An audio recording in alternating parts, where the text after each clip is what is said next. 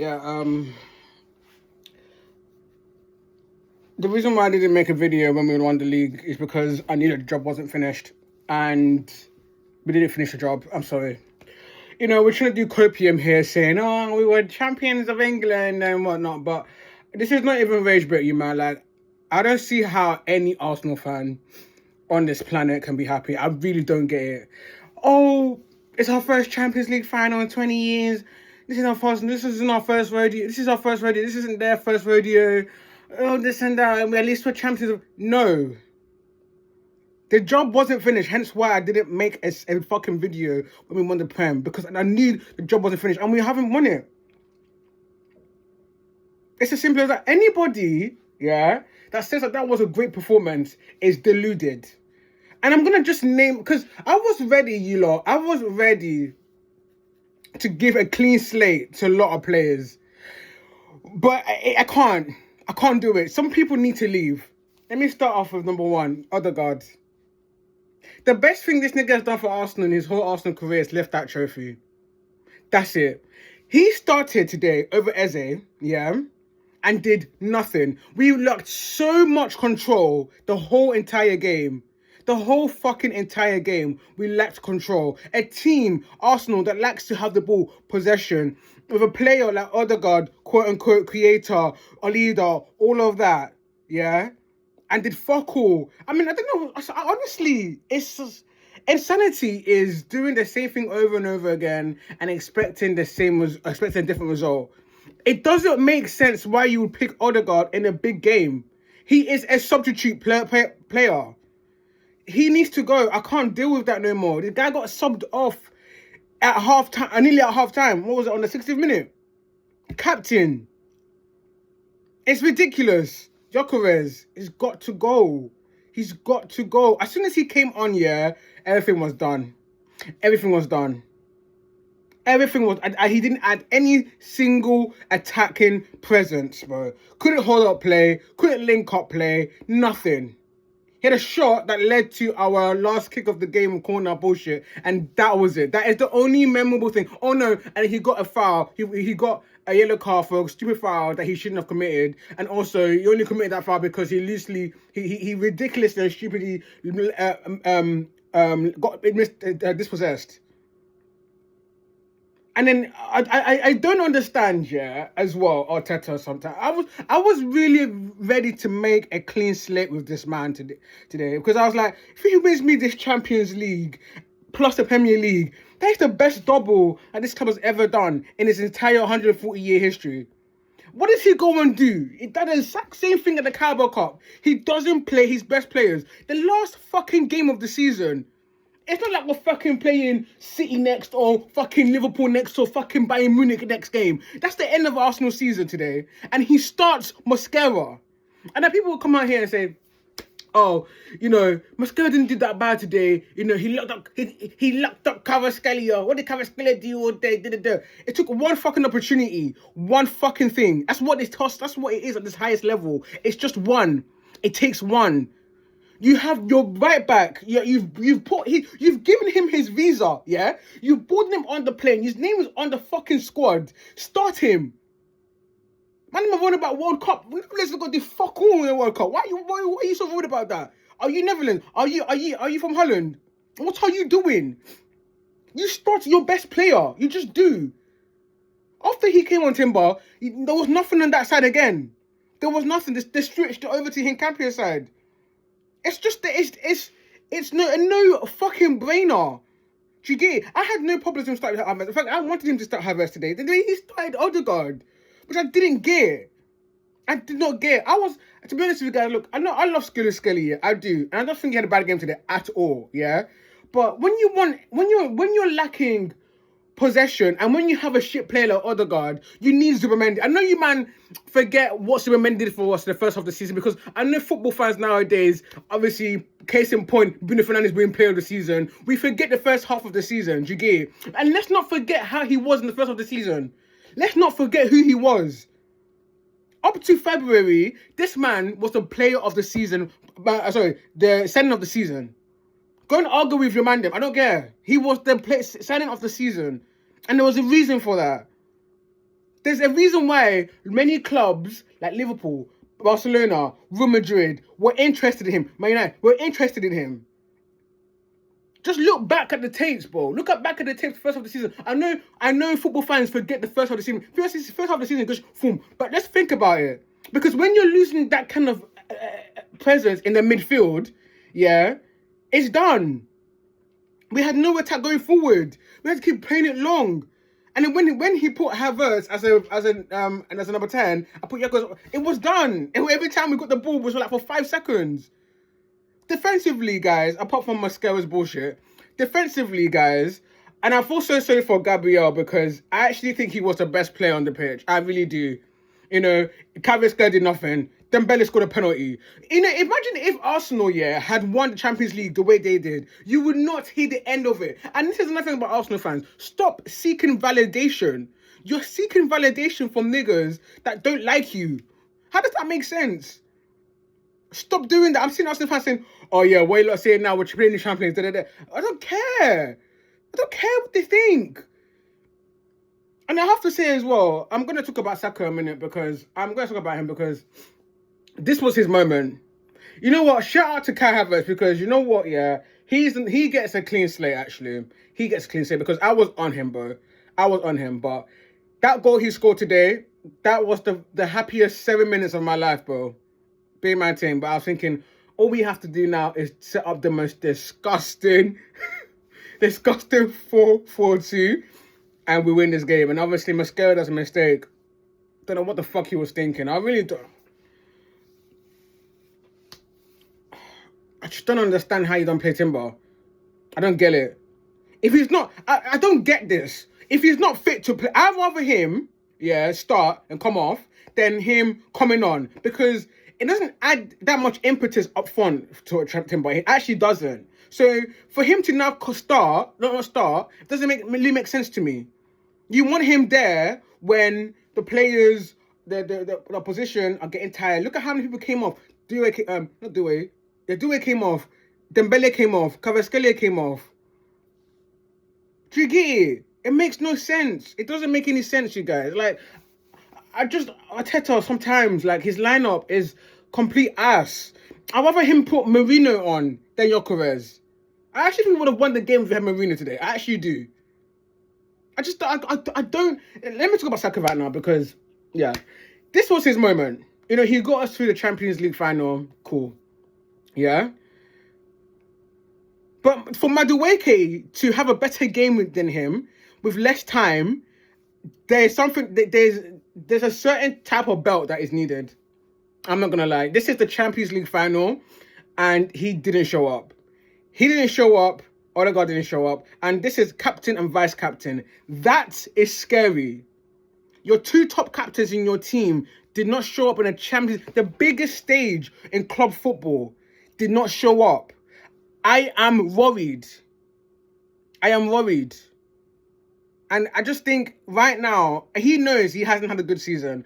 But if any time for him to pop up, just like Havertz did today, and I'd give him fucking props, bro, because that goal, no one scores that at Arsenal. Let me just actually be fucking honest, bro.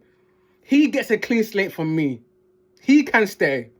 He's got a clean slate, but Saka, I will never say he should leave or anything like that because he's had a lot of injuries, isn't it? But he didn't come up. He didn't show up today at all. At fucking all. Now, let's talk about Madueke and the penalty incident and the referee. Because there's no way, as much as I am angry about his selection and the tactics going forward, at the end of the day, Arsenal should have had a penalty. It's just as simple as that. One thing I want to say to him about myself is that I will never use my love for this badge to confuse me. I'm a football fan before I'm an Arsenal fan. It took me one replay and I thought that was a penalty. VAR, the referee, have several minutes to look at that penalty and decide to give it, and they didn't give it. Man, I'm saying it's not a clear, obvious error. It's the most obvious, clear error I have ever seen. It took one replay, bro. Me with my 4 eyes, I can see it like that. No attempt for the ball. Absolutely bonds him on the ground. This is not UFC. And it wasn't a penalty. That's just ridiculous. The referee, he didn't allow us. It started off when We're about to get a corner in the first half, yeah, and he just blows the whistle. That doesn't happen. And the Champions League, I heard, yeah, that this referee, apparently, I heard, yeah, that this referee is not even going to be in the World Cup. He's not refereeing the whole World Cup. But they thought UEFA thought, okay, do you know what I'm going to do for you, mate? Because you didn't come here, for you, Champions League final. How can you do that in the club, the biggest club tournament in the world, and you're putting him, someone that's not even coming to the US? Are you all right? Check his balance, bro. Check his balance, bro. If it says Qatari next to it, anything like that, just know, bro. Corruption. Because the whole game, especially in that second half, I don't know what the fuck he was doing, bro. Man, the match to you, my nigga. Jiggy. People are doing too much copium. Like, oh yeah, at least we won the league. Shut the fuck up. I tried that. I really did try that. I actually did. I'm not gonna lie, you lot. I really tried that. Jiggy. I did. But I couldn't stomach it. I couldn't, because I thought about how we were going forward and the lack of the spaces that we could have used. The players that didn't turn up, especially the front players.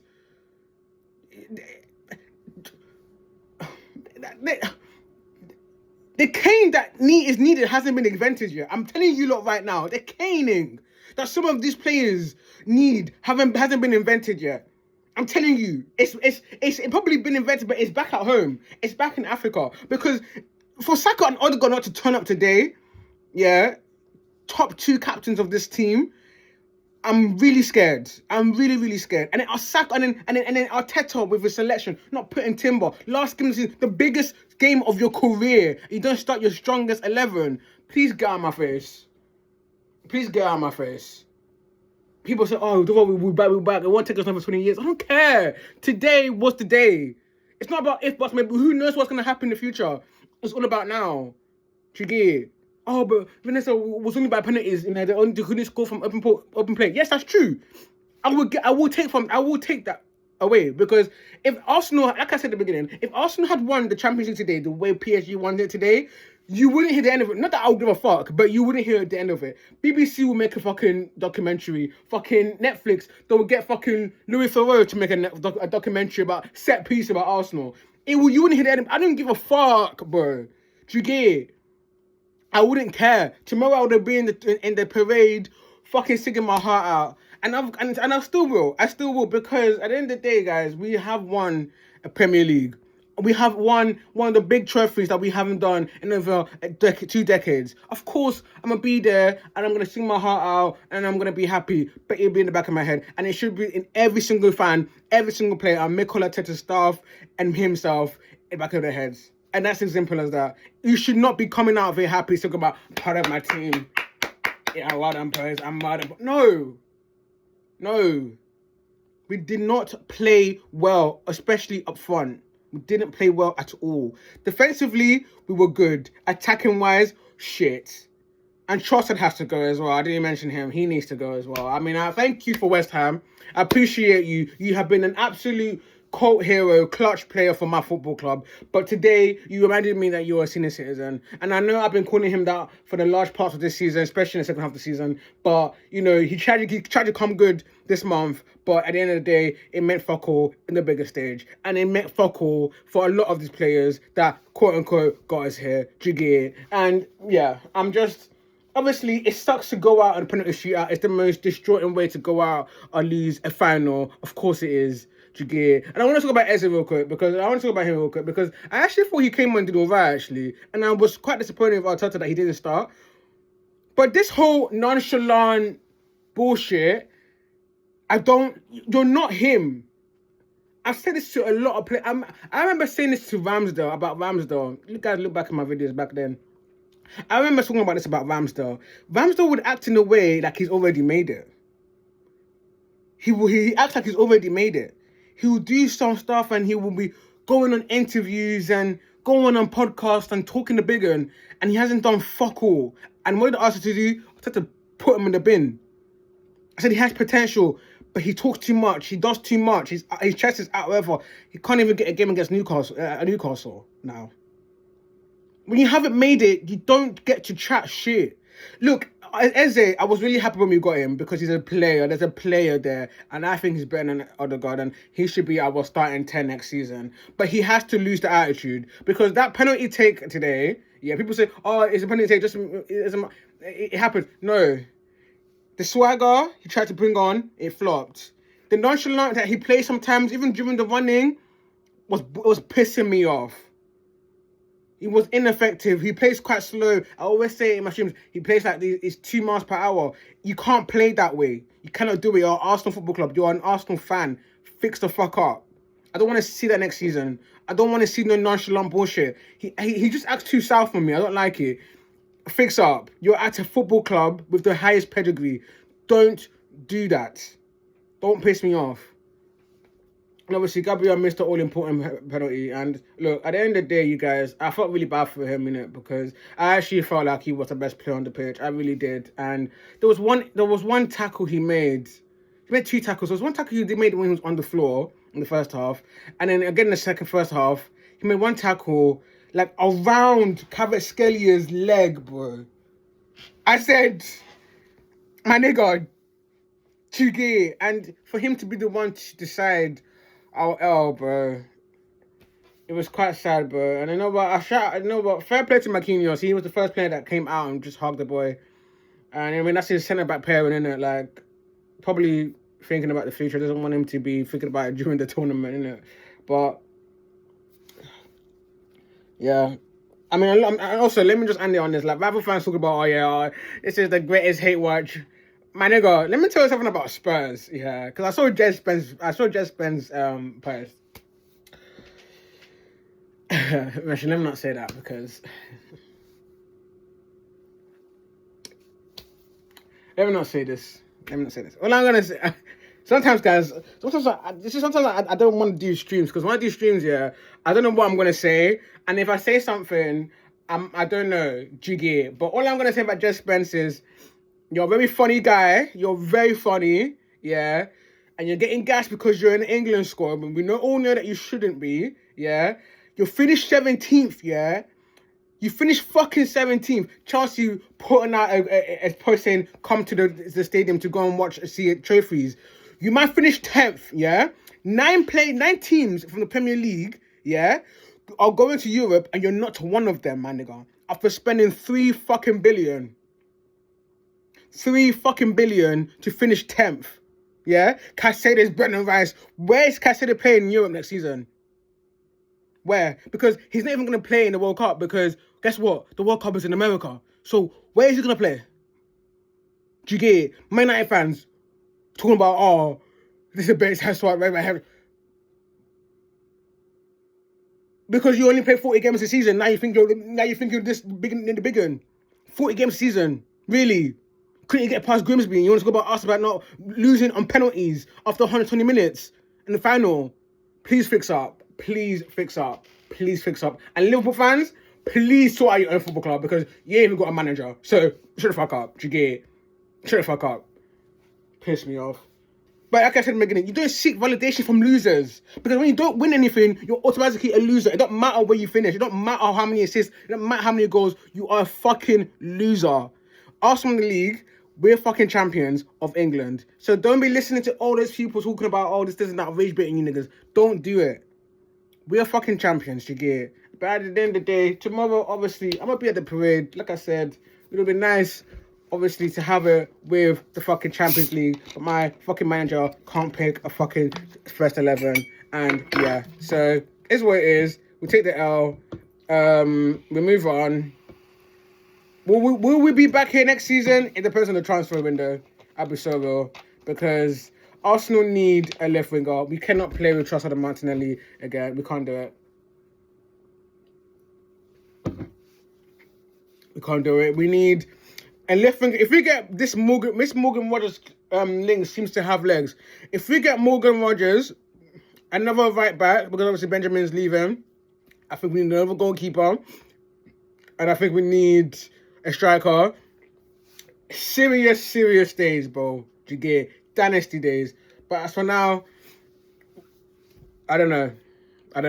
But end of the day, this is gonna turn gold. Do you get it? We're gonna have that goal shit on our arm next season, and we'll just see what happens in terms of the transfer window next season. But thank you guys for watching my season. Oh, this while. I know I've sort of ended it on a sad note, but at the end of the day, I really appreciate support. Big up to everybody that subscribed, watched, everything. I really enjoyed it.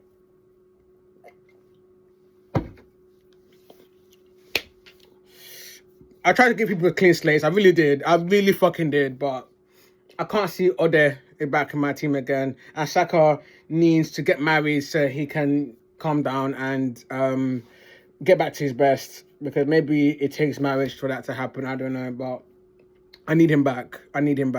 So, yeah. Arteta, please go away this summer. Learn how to pick a first 11 properly. And don't sell Lewis Skelly as well. Don't do it because he was fantastic today as well. And Declan Rice, I love you so much. You know that. And it's not done, as he said. It's not. I know I'm coming out here with a lot of vim, but it's not done. Of course it's not done. We are the greatest European team, in my opinion. But we just fell short with our tactics today. And yeah. But yeah, please like and subscribe. Thank you for people that watched today. I will be doing some World Cup content, obviously, because it's football. And obviously, England is my city. So, yeah. Thank you guys for watching. Take care, please.